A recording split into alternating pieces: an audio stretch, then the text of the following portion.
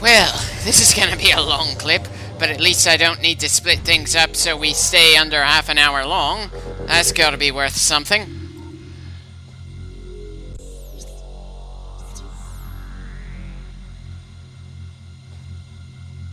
Onward to new territory. Hopefully we'll either get one of the keys we need or something that will make the keys easier to reach. Wonderful. We have to go through a maze while in the dark version of the world. At least this simple maze is inside a healing field. That's gotta be worth something.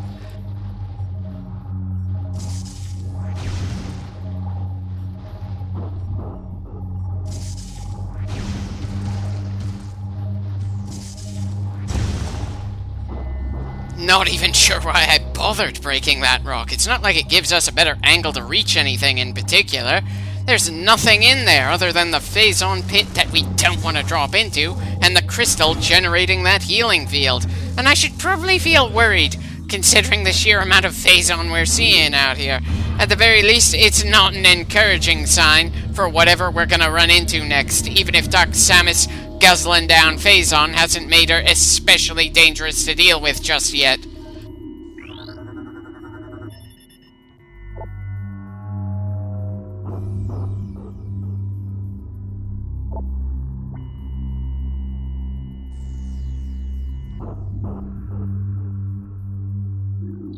Great! Now I can't help wondering what was worse for that guy's health, the Phazon or the generally toxic air.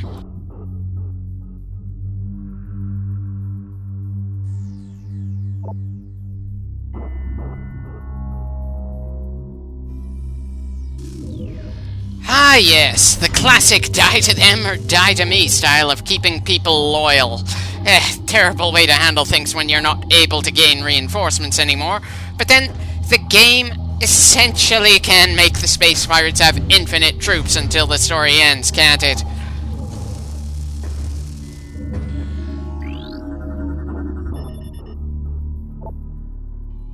What is with this game in giving us 3 things to unlock before we're allowed forward? Granted, it's not going to be as tough to get to 3 separate consoles in this room as it is to grab the 3 keys we need for the temple, but still, definitely some blatant stalling happening in this game, and I'm sure we're going to have to deal with crap like this until we get to the endgame sequence.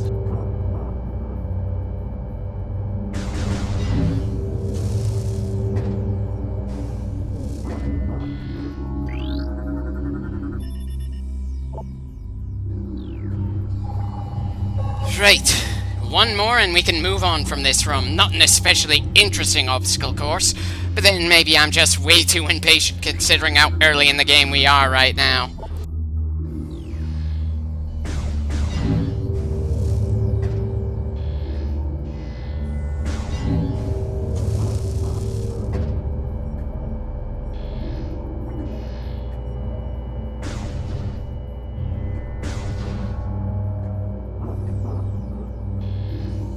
Ah, there's the next console.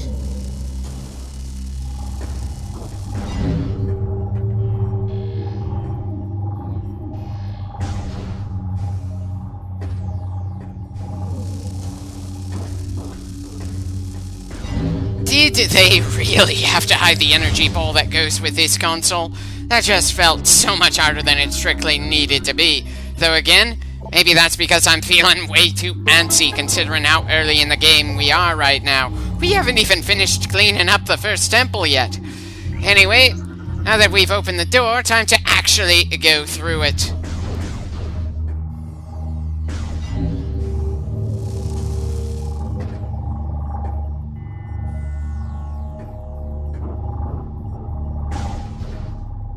Great! Even just walking to the door we just opened is a bit of a hassle because of the annoying toxin in the air we absolutely have to go through.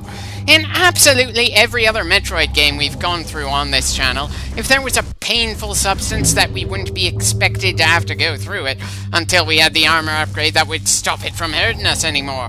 Whereas in this game, we have absolutely no choice but to run through the toxic air over and over again, long before we get whatever suit makes us able to go through it.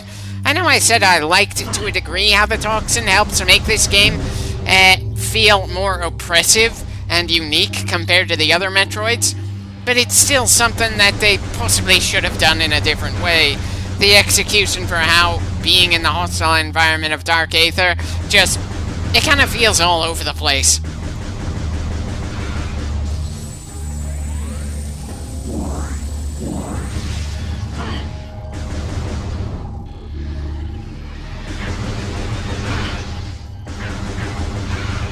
Again, fighting from inside of these energy fields just makes it hard to feel threatened by whatever's attacking us, and fighting from outside of them would make it more of a question of how fast you can kill the monster rather than the monster itself being dangerous. There is absolutely no in-between.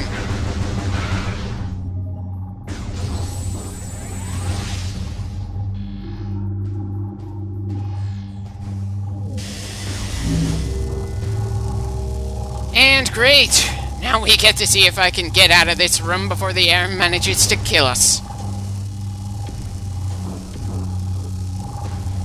Well, that's not doing us any favors.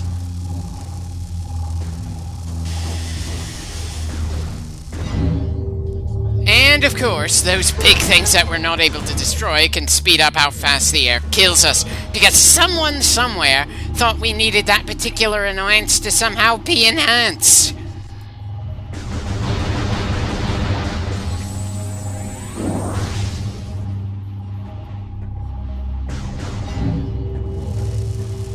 I suppose we'll be going through the dock door now on the side.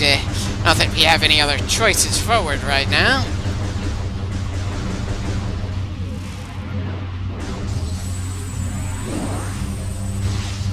Oh, come on. Give me some more healing items here. I don't know how long until the next legitimate challenge, and it'd be more than a little embarrassing if we were killed by the environment in the middle of a boss fight. But then that sort of crap happening to me numerous times over the years is exactly why I made sure I have cheat codes for this game. I knew the kind of bullshit I was getting myself into when I first got into this LP. I guess I was just hoping that the bullshit was less than my memory was telling me, even as I prepped for it.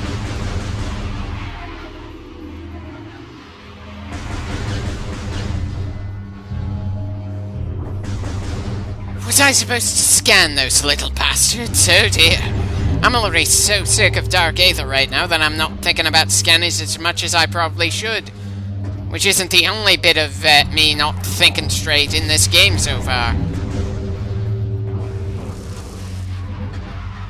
I'm gonna have to assume falling into the purple liquid is going to be especially bad out here.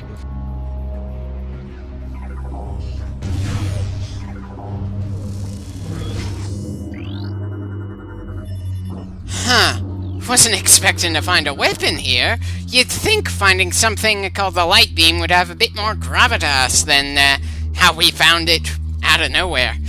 It's just something we just casually walk into. The Ing did nothing to prevent us from trying to grab it, even if they took the time to strip the Luminoth right next to it of all other weapons and armor. I'm sorry, but that just seems incredibly odd to me, and it's equally odd that it feels like the little cutscene we get for grabbing the light beam makes it look more like a missile than a beam, especially the way Samus's arm recoils when she fires it. Well, new beam, more doors that we can open, and we're also able to activate portals on this side and go back to the regular Aether. Not that we really want to right now. We've got things to grab on this side after all. Oh, have I mentioned yet that I don't like that the ammo system in this game works like this, especially when you're talking about weapons that are literally called beams? Because it feels worth mentioning again.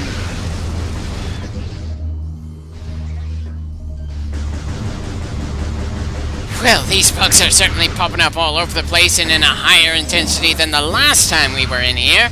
Or at least it feels that way. It can be a little harder to tell at times, especially when you're dealing with bugs that can turn invisible for a bit.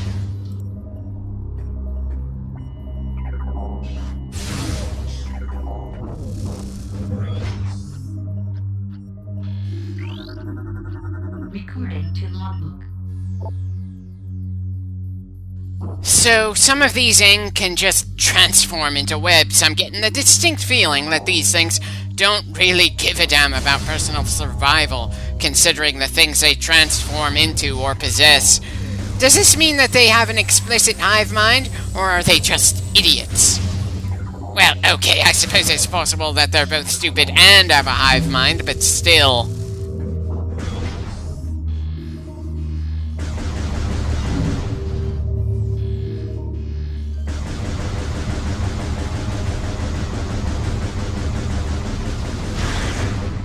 Kind of disappointed that the ing aren't damaged inside these energy fields like we are outside of them. Of course, I'm also convinced that giving things a kind of war scale unintentionally undermines part of what I enjoy about Metroid as a whole.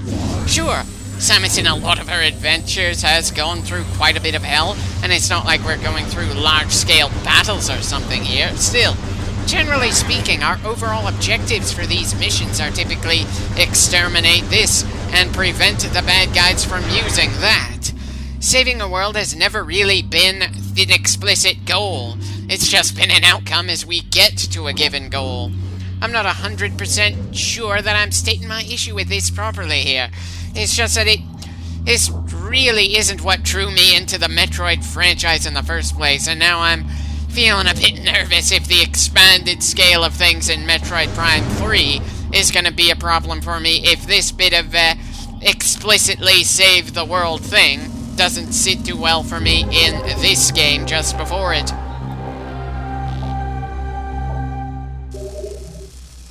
Right, just one more key to find. Then we can enter the temple, deal with whatever boss is waiting for us in there, and then move on to the next part of the planet.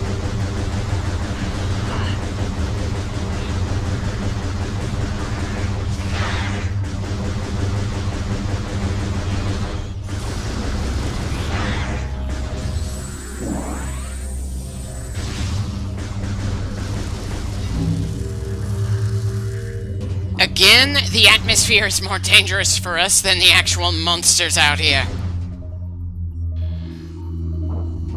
I possibly should have just used the bomb to check what's underneath us, but apparently I'm not as good at this exploring as I thought I'd be after so many damn games in this franchise.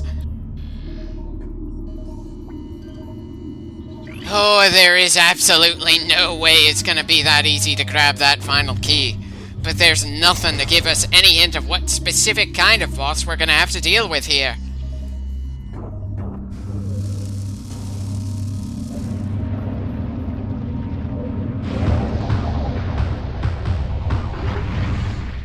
Yeah, that was about as predictable as the sunrise, assuming of course the sun is a thing in this dimension.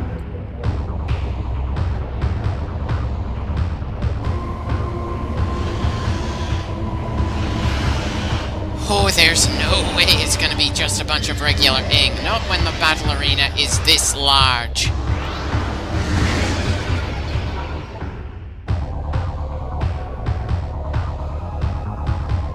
Figured that was the case, but since it was something scannable, it felt worth checking. Now let's get this first part of the fight started.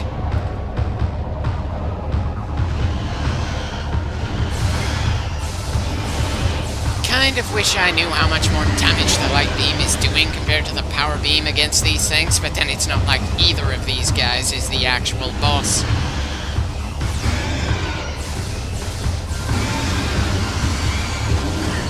That first one certainly didn't last long.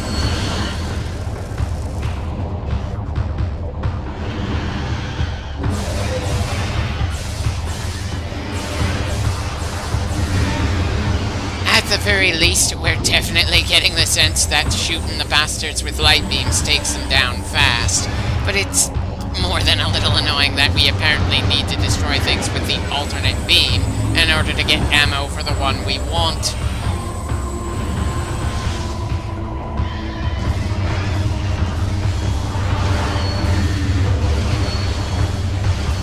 Not getting much of a sense that the dark beam is doing all that much to the ing, which actually kind of makes sense.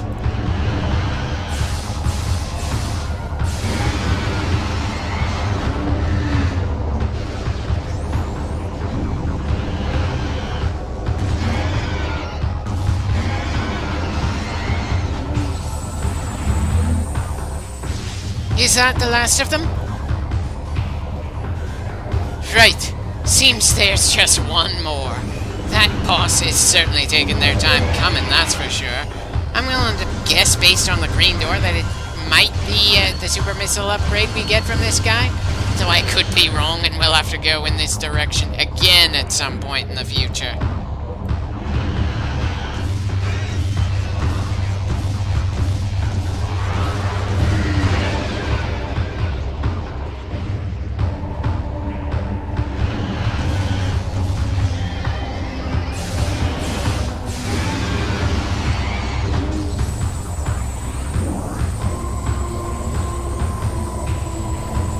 Another one?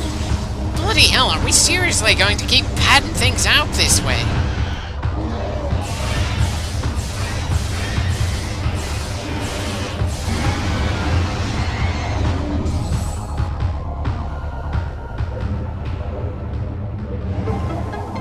Wait, seriously? No boss fight here? Just a larger than usual number of regular ing when we have more than proven that even with the regular power beam, we are completely unthreatened by the things inside one of those energy fields. And we did that when we have the light beam. That was rather uninspired in several different ways.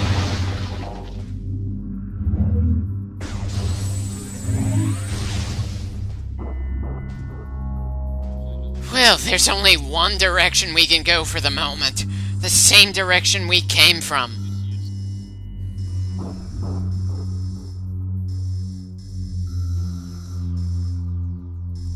Okay, so we're not able to actually get to the temple from over here.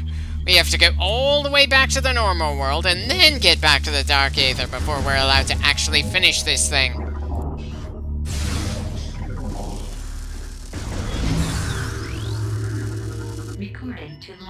Probably shouldn't have bothered to scan these things from over here. Should have waited until we got to the other side and the energy field before doing so.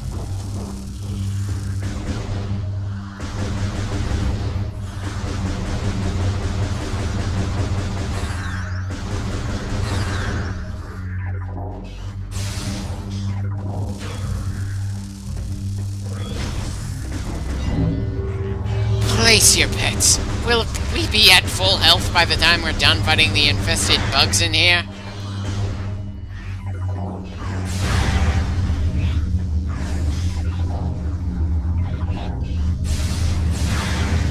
Okay, so the light beam makes smaller enemies look like they're outright on fire. Just 2 shots for the little bastards. I suppose that kinda saves time. And that certainly helps show that the light beam is a good deal more effective against the ing than the basic power beam.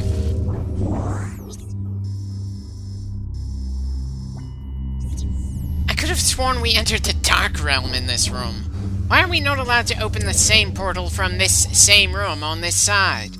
It's not exactly a long trip to the actual portal out, but still, kind of feels annoying, and I probably shouldn't feel this annoyed with this game just 10 clips in.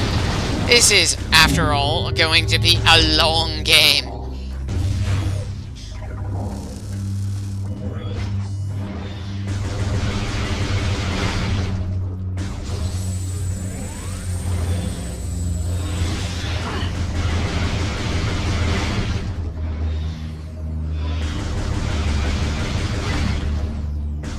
I can't even find it in me to give a damn about the enemies we're fighting against, and we're this damn early in the game.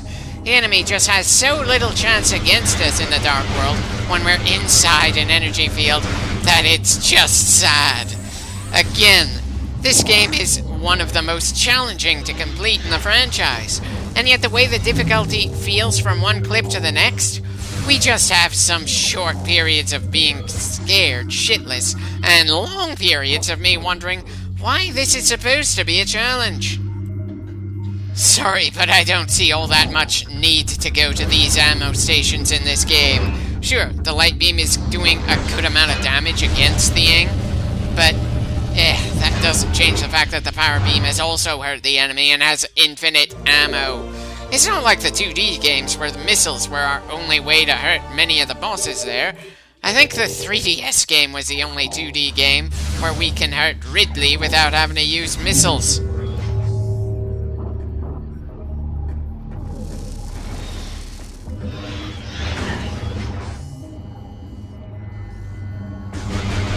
I should probably be more worried than annoyed that we've got an enemy on the ceiling here.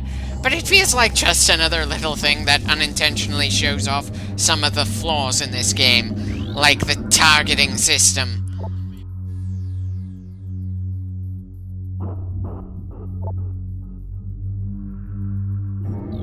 And what kind of piercing weapon are we talking about here? A bayonet from one of the space pirates or the claws from the bugs? Not that it really makes all that much of a difference either way. He's dead. It just gave me something to talk about for a little bit in this annoyingly long clip.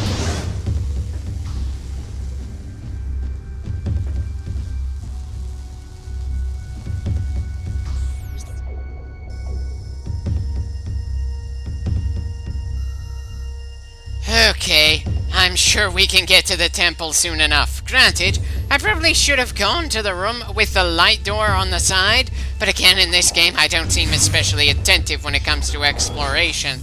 Especially compared to the other Metroid games we've gone through, including the first Metroid Prime.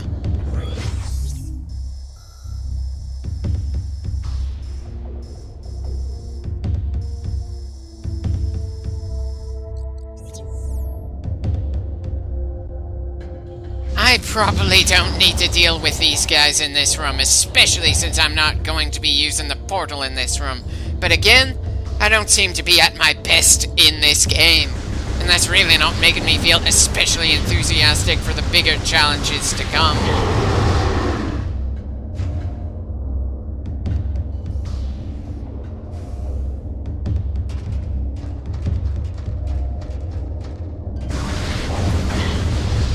Well, I certainly haven't learned how to dodge those grenades, have I? Not that I feel all that worried right now. Even if we took 6 shots like that, we wouldn't be in danger of dying. Even with the game randomly deciding when we get health items.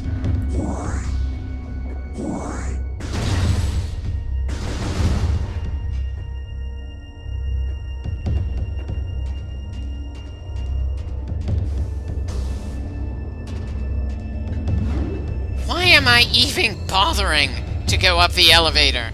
Bloody hell, was I more punch drunk when I was coming up with the commentary at the moment, or when I was recording the game?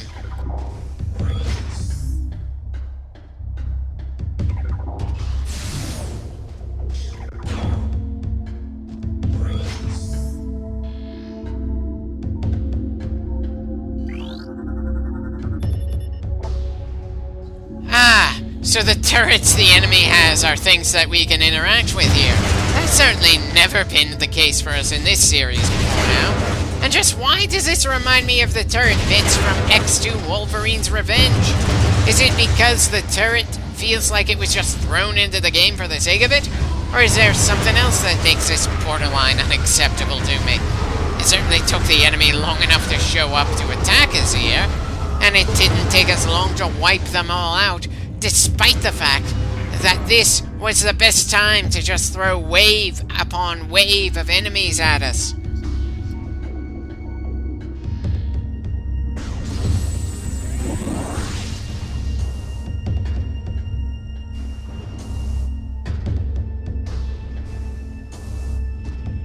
Actually kind of surprised that I could make that jump the first time I tried.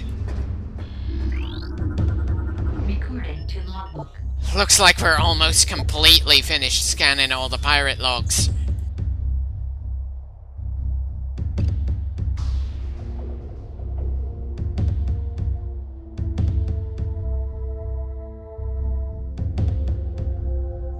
I'd ask just how they're bracing for a new threat like Samus, but then it's not like they've ever really been able to stop her anyway. It's funny that in this series, the space pirates typically feel like they are a primary threat, or at least a very close secondary one. And in this game, they feel like poor schmucks that have absolutely no chance to really do anything on this planet. Still, credit where it's due. Since they didn't bring any bosses of their own, they have to pray that Dark Samus is willing to negotiate with them. Can Dark Samus even communicate outside of just shooting at people and posing dramatically, though?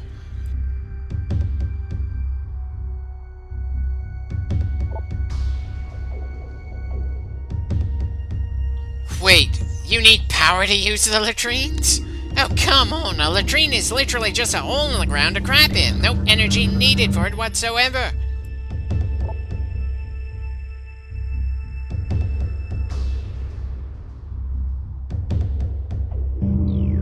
Does that mean that we needed to have shot that shield with the turrets? But since there's nothing else for us to do here, let's just move on. The sooner I get to the next save point, the better.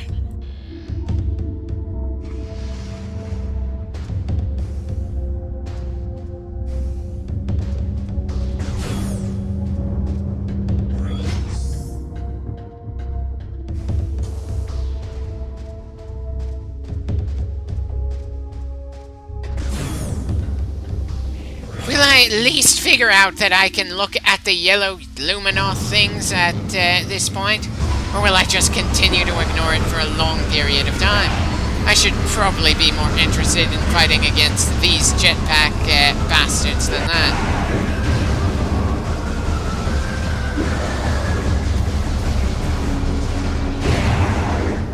And that takes care of the jetpack guys that I could barely pay attention to.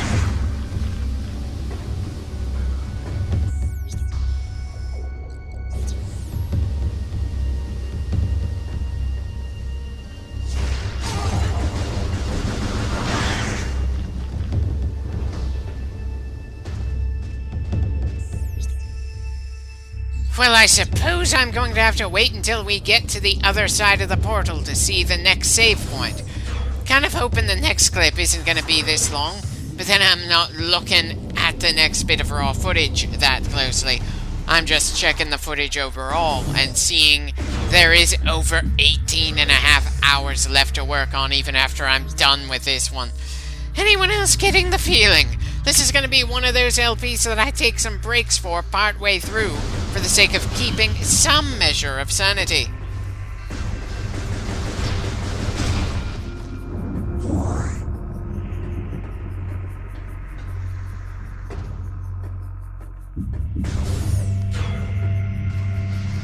Well, at least we're taking a breather here.